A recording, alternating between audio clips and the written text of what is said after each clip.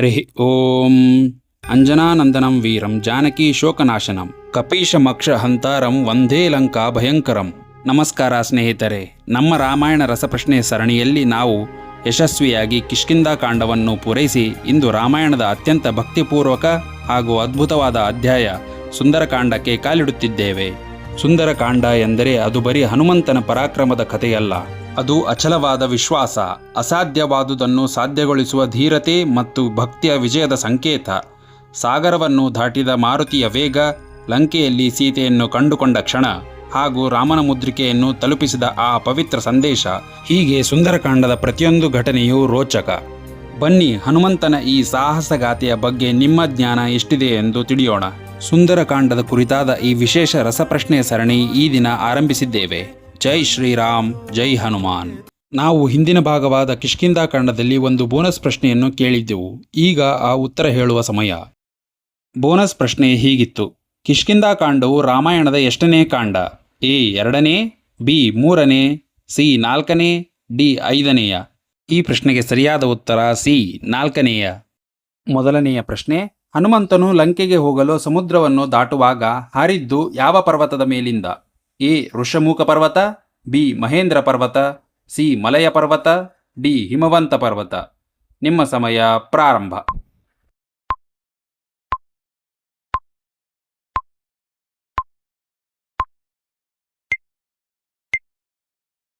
ಸರಿಯಾದ ಉತ್ತರ ಬಿ ಮಹೇಂದ್ರ ಪರ್ವತ. ಎರಡನೆಯ ಪ್ರಶ್ನೆ: ಸಮುದ್ರದ ನಡುವೆ ವಿಶ್ರಮಿಸಲು ಹನುಮಂತನಿಗೆ ಆಹ್ವಾನ ನೀಡಿದ ಪರ್ವತ ಯಾವುದು?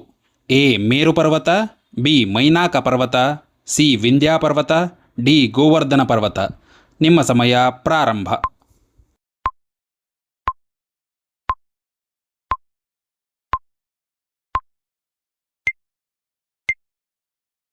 ಸರಿಯಾದ ಉತ್ತರ ಬಿ ಮೈನಾಕ ಪರ್ವತ. ಹನುಮಂತನು ಸೀತೆಯನ್ನು ಹುಡುಕುತ್ತಾ ಸಮುದ್ರದ ಮೇಲೆ ಹಾರುವಾಗ ಸಮುದ್ರದ ಒಳಗಿದ್ದ ಮೈನಾಕ ಪರ್ವತವು ಹನುಮಂತನಿಗೆ ಸ್ವಲ್ಪ ಸಮಯ ವಿಶ್ರಾಂತಿ ತೆಗೆದುಕೊಳ್ಳುವಂತೆ ವಿನಂತಿಸುತ್ತದೆ. ಹನುಮಂತನು ಪರ್ವತವನ್ನು ಸ್ಪರ್ಶಿಸಿ ಅದರ ಆತಿಥ್ಯವನ್ನು ಗೌರವಿಸುತ್ತಾನೆ. ಆದರೆ ರಾಮನ ಕೆಲಸಕ್ಕೆ ವಿಳಂಬವಾಗಬಾರದೆಂದು ವಿಶ್ರಮಿಸದೆ ಮುಂದೆ ಸಾಗುತ್ತಾನೆ. ಮೂರನೆಯ ಪ್ರಶ್ನೆ: ಹನುಮಂತನ ಶಕ್ತಿಯನ್ನು ಪರೀಕ್ಷಿಸಲು ದೇವತೆಗಳು ಕಳುಹಿಸಿದ ಸರ್ಪಗಳ ಮಾತೆ ಯಾರು? A Simhike, B Surase, C Trijate, D Shurpanakhi? ನಿಮ್ಮ ಸಮಯ ಪ್ರಾರಂಭ.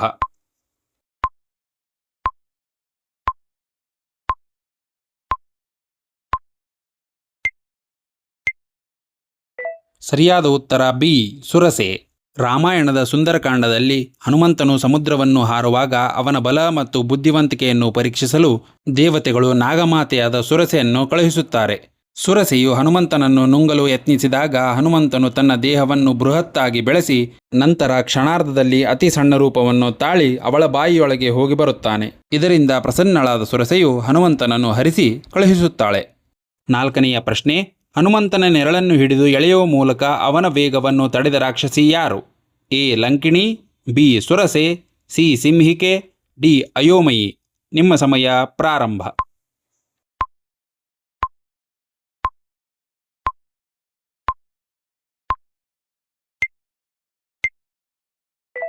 ಸರಿಯಾದ ಉತ್ತರ ಸಿ ಸಿಂಹಿಕೆ.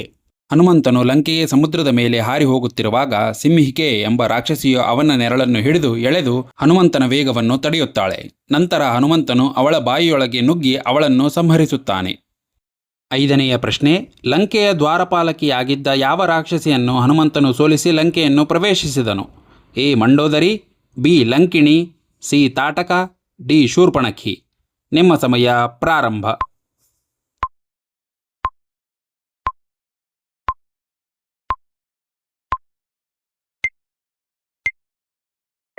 ಸರಿಯಾದ ಉತ್ತರ ಬಿ ಲಂಕಿಣಿ. ಆರನೆಯ ಪ್ರಶ್ನೆ: ಲಂಕೆಯಲ್ಲಿ ಸೀತೆಯು ಹಗಲು ರಾತ್ರಿ ಕಾಲ ಕಳೆದ ಸ್ಥಳ ಯಾವುದು? ಎ ರಾವಣನ ಅರಮನೆ, B Ashokavana, C Chitrakoota, D Madhuvana? ನಿಮ್ಮ ಸಮಯ ಪ್ರಾರಂಭ.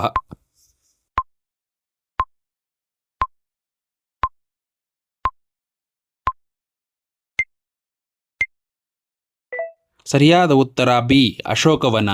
ರಾವಣನು ಸೀತೆಯನ್ನು ಅಪಹರಿಸಿ ಲಂಕೆಗೆ ಕರೆತಂದಾಗ ಸೀತೆಯು ಅವನ ಅರಮನೆಯಲ್ಲಿ ಇರಲು ನಿರಾಕರಿಸುತ್ತಾಳೆ. ಆದ್ದರಿಂದ ಅವಳನ್ನು ಅರಮನೆಯ ಆವರಣದಲ್ಲಿದ್ದ ಅಶೋಕವನ ಅಥವಾ ಅಶೋಕವಾಟಿಕೆ ಎಂಬ ಸುಂದರವಾದ ಉದ್ಯಾನವನದಲ್ಲಿ ಇರಿಸಲಾಗಿತ್ತು. ಇಲ್ಲಿಯೇ ಹನುಮಂತನು ಮೊದಲ ಬಾರಿಗೆ ಸೀತೆಯನ್ನು ಕಂಡು ರಾಮನ ಮುದ್ರಿಕೆಯನ್ನು ನೀಡುತ್ತಾನೆ. 7ನೆಯ ಪ್ರಶ್ನೆ, ಸೀತೆಯು ರಾವಣನ ಅಧೀನದಲ್ಲಿದ್ದಾಗ ಅವಳಿಗೆ ಸಮಾಧಾನ ಹೇಳುತ್ತಿದ್ದ ರಾಕ್ಷಸಿ ಯಾರು? A Mandodari, B Trijate, C Manthare, D Sulochana. ನಿಮ್ಮ ಸಮಯ ಪ್ರಾರಂಭ.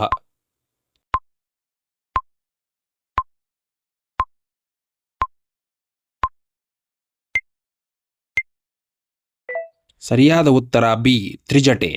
ಸೀತೆಯು ಲಂಕೆಯ ಅಶೋಕವನದಲ್ಲಿ ರಾವಣನ ಸೆರೆಯಲ್ಲಿದ್ದಾಗ ರಾಕ್ಷಸಿಯರಲ್ಲಿ ಒಬ್ಬಳಾದ ತ್ರಿಜಟೆಯು ಸೀತೆಗೆ ಸಮಾಧಾನ ಹೇಳಿ ಧೈರ್ಯ ತುಂಬುತ್ತಿದ್ದಳು. ಅವಳು ಸೀತೆಯ ಪರವಾಗಿ ಕನಸುಗಳನ್ನು ಕಂಡು ರಾಮನಿಗೆ ಜಯವಾಗುತ್ತದೆ ಎಂದು ಭರವಸೆಯನ್ನು ನೀಡುತ್ತಿದ್ದಳು. 8ನೆಯ ಪ್ರಶ್ನೆ, ಹನುಮಂತನು ಸೀತೆಗೆ ತಾನು ರಾಮನ ದೂತ ಎಂದು ನಂಬಿಸಲು ನೀಡಿದ ವಸ್ತು ಯಾವುದು? ಎ ಪಾದುಕೆ, ಬಿ ಮುದ್ರಿಕೆ ಉಂಗುರ, ಸಿ ಬಿಲ್ಲು, ಡಿ ಕಿರೀಟ. ನಿಮ್ಮ ಸಮಯ ಪ್ರಾರಂಭ.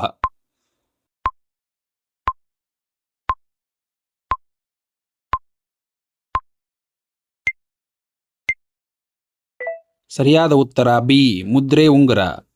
9ನೆಯ ಪ್ರಶ್ನೆ, ಸೀತೆಯು ಹನುಮಂತನಿಗೆ ಗುರುತಾಗಿ ರಾಮನಿಗೆ ನೀಡಲು ಕೊಟ್ಟ ಆಭರಣ ಯಾವುದು? ಎ ಬಳೆ, ಬಿ ಚೂಡಾಮಣಿ, ಸಿ ಹಾರ, ಡಿ ಉಂಗುರ. ನಿಮ್ಮ ಸಮಯ ಪ್ರಾರಂಭ.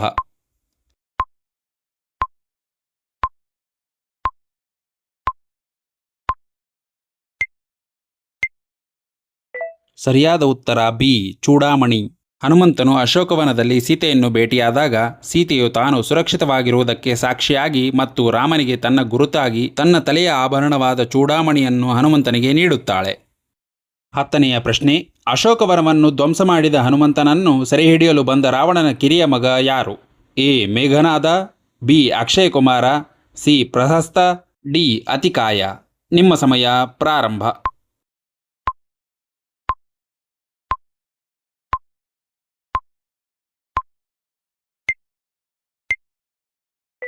ಸರಿಯಾದ ಉತ್ತರ ಬಿ ಅಕ್ಷಯಕುಮಾರ.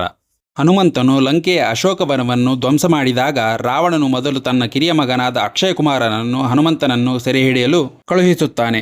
ಈ ಯುದ್ಧದಲ್ಲಿ ಹನುಮಂತನು ಅಕ್ಷಯಕುಮಾರನನ್ನು ಸಂಹರಿಸುತ್ತಾನೆ. ಅಕ್ಷಯಕುಮಾರನ ಮರಣದ ನಂತರವೇ ರಾವಣನು ತನ್ನ ಹಿರಿಯ ಮಗನಾದ ಮೇಘನಾಥನನ್ನು ಕಳುಹಿಸುವುದು. 11ನೆಯ ಪ್ರಶ್ನೆ, ಹನುಮಂತನನ್ನು ಅಂತಿಮವಾಗಿ ಸೆರೆಹಿಡಿದ ರಾವಣನ ಮಗ ಯಾರು ಮತ್ತು ಅವನು ಯಾವ ಅಸ್ತ್ರ ಬಳಸಿದನು? A Akshayakumara, Varunastra, B Indrajit, Brahmastra, C Vibhishana, ಮಂತ್ರ, ಡಿ ಕುಂಭಕರ್ಣ, ಗದೆ. ನಿಮ್ಮ ಸಮಯ ಪ್ರಾರಂಭ.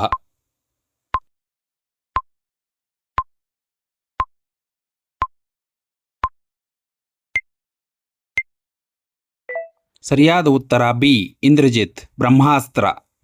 12ನೆಯ ಪ್ರಶ್ನೆ, ರಾವಣನ ಆಸ್ಥಾನದಲ್ಲಿ ಹನುಮಂತನ ಪ್ರಾಣ ಉಳಿಸಲು ಸಲಹೆ ನೀಡಿದವರು ಯಾರು?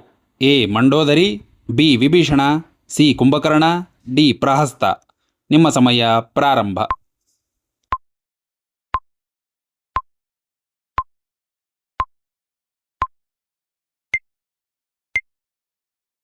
ಸರಿಯಾದ ಉತ್ತರ ಬಿ ವಿಭೀಷಣ.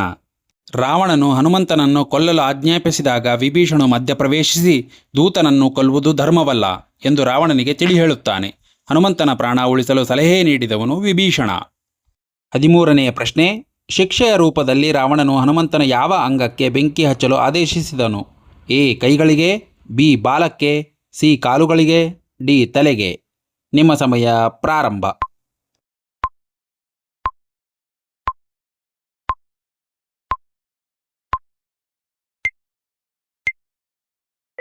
ಸರಿಯಾದ ಉತ್ತರ ಬಿ ಬಾಲಕ್ಕೆ. ರಾವಣನು ಹನುಮಂತನ ಬಾಲಕ್ಕೆ ಬೆಂಕಿ ಹಚ್ಚಲು ತನ್ನ ಸೈನಿಕರಿಗೆ ಆದೇಶಿಸುತ್ತಾನೆ. ಹನುಮಂತನು ಅದೇ ಉರಿಯುತ್ತಿರುವ ಬಾಲದಿಂದ ಇಡೀ ಲಂಕೆಯನ್ನು ದಹಿಸುತ್ತಾನೆ. 14ನೇ ಪ್ರಶ್ನೆ, ಹನುಮಂತನು ಲಂಕೆಯನ್ನು ದಹಿಸಿದ ನಂತರ ತನ್ನ ಬಾಲದ ಬೆಂಕಿಯನ್ನು ಎಲ್ಲಿ ನಂದಿಸಿದನು? ಎ ಮಧುವನದಲ್ಲಿ, ಬಿ ಸಮುದ್ರದಲ್ಲಿ, ಸಿ ಗಂಗಾ ನದಿಯಲ್ಲಿ, ಡಿ ಅಶೋಕವನದಲ್ಲಿ. ನಿಮ್ಮ ಸಮಯ ಪ್ರಾರಂಭ.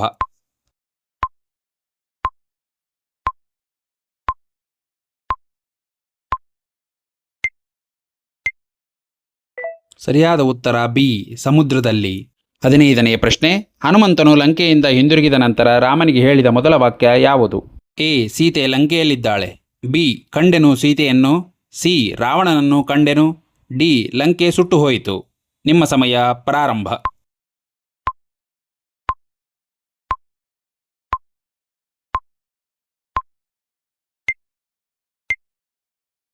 ಸರಿಯಾದ ಉತ್ತರ ಬಿ ಕಂಡೆನು ಸೀತೆಯನ್ನು. ಹನುಮಂತನು ಲಂಕೆಯಿಂದ ಹಿಂದಿರುಗಿದಾಗ ರಾಮನು ಸೀತೆಯ ಬಗ್ಗೆ ಅತೀವ ಆತಂಕದಲ್ಲಿದ್ದನು. ರಾಮನಿಗೆ ತಕ್ಷಣವೇ ಸಮಾಧಾನ ಮತ್ತು ಭರವಸೆ ನೀಡಲು ಹನುಮಂತನು ಸೀತೆಯ ಹೆಸರಿಗಿಂತ ಮೊದಲು ಕಂಡೆನು ಎಂಬ ಪದವನ್ನು ಬಳಸಿ ಕಂಡೆನು ಸೀತೆಯನ್ನು ದೃಷ್ಟಾ ಸೀತಾ ಎಂದು ಹೇಳಿದನು. ಇದು ಸೀತೆ ಸುರಕ್ಷಿತವಾಗಿದ್ದಾಳೆ ಎಂಬ ಸಂದೇಶವನ್ನು ತಕ್ಷಣವೇ ತಲುಪಿಸಿತು.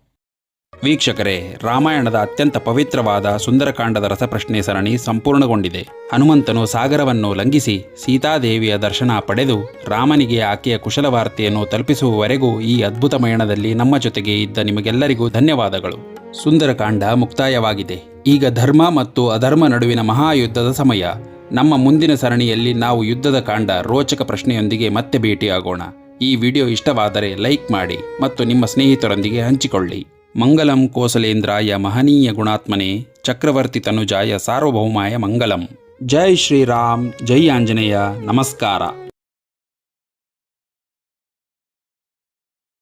ಲಂಕೆಯ ಕದೆಗೆ